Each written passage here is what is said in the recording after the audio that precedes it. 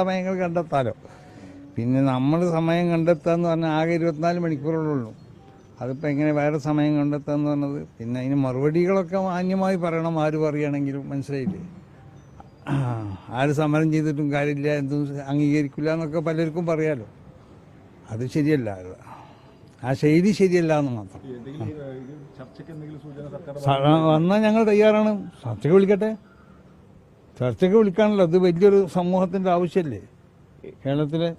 ഏതെങ്കിലും ഒരു സമുദായത്തിന് വേണ്ടി തീരുമാനം എടുക്കാനാവില്ല എന്നാണ് ശിവൻകുട്ടി മിനിസ്റ്റർ പറഞ്ഞത്. സമുദായങ്ങളെ കാര്യങ്ങളൊക്കെ നോക്കാൻ തന്നെയല്ലേ ഇവിടെ മന്ത്രിസഭ എന്നൊക്കെ പറയണത്, ഭരണം എന്നൊക്കെ പറഞ്ഞത്. സമുദായങ്ങളല്ലേ വോട്ടും ചെയ്യണത്.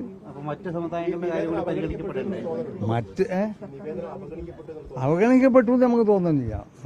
പക്ഷേ മന്ത്രിയുടെ മറുപടി, മന്ത്രിനെ നമ്മൾ മുഖ്യമന്ത്രിക്കാണ് ഞങ്ങൾ നിവേദനം കൊടുത്തിട്ടുണ്ട്. അയാളാണ് പറയേണ്ടത്. മന്ത്രി പറയേണ്ട ആവശ്യമില്ല. മന്ത്രി പറയട്ടെ, പറയാതിരിക്കട്ടെ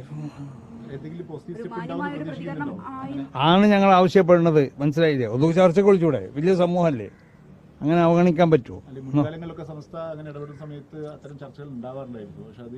അല്ല, അത് ഞങ്ങൾക്കറിയില്ല. ഞങ്ങളോട് ചോദിച്ചിട്ട് അവരോടല്ലേ ചോദിക്കേണ്ടത്.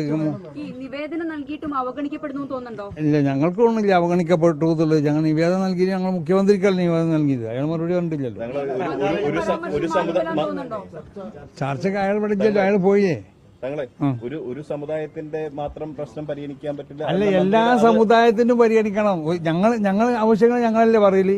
വേറെ സമുദായങ്ങളുണ്ടോ? മന്ത്രി അത് പറഞ്ഞത് മാന്യമല്ലാത്തൊരു മറുപടി ആയിപ്പോയി. അല്ല, അയാൾ പറയണത് എന്ന് പറഞ്ഞാൽ സമുദായത്തിന്റെ അങ്ങനെയല്ലല്ലോ പറയേണ്ടത്. നമുക്കത് ആലോചിച്ച് ചെയ്യാന്ന് പറഞ്ഞൂടെ? ഞങ്ങൾ അങ്ങനെയൊന്നും ചെയ്യൂല, വാശി പോലെ പറയല. എങ്ങനെ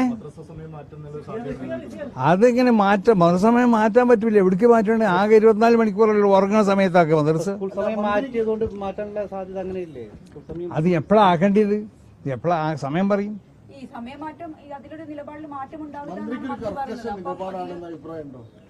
അല്ല, അത് നമുക്ക് പറയില്ല. അയാളെ പ്രതികരണങ്ങൾ ഇങ്ങനെ അയാളെന്ത് പ്രതികരിച്ചു, തീർച്ചയായിട്ടും മാറ്റൂല എന്നാണ്.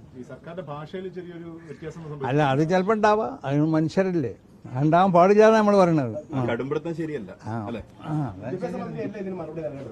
ഞങ്ങൾ മന്ത്രി നൽകേണ്ടത് ആരോ ആണെന്നുള്ളതല്ല. ഞങ്ങൾ കൊടുത്തിട്ട് മുഖ്യമന്ത്രിക്കാണ്. അയാളെ സ്വീകരിച്ചിട്ടുണ്ട്. അയാളിപ്പോ ഇവിടെ ചെല്ലോ, അയാൾ വരട്ടെ. അതൊന്നും നമ്മൾക്ക് അങ്ങനെ തോന്നലൊന്നുമില്ല. പക്ഷെ വാശിവാനുള്ള സ്വഭാവങ്ങൾ പാടില്ല എന്ന് മാത്രം. അതേ നമുക്ക് പറയാനുള്ളൂ.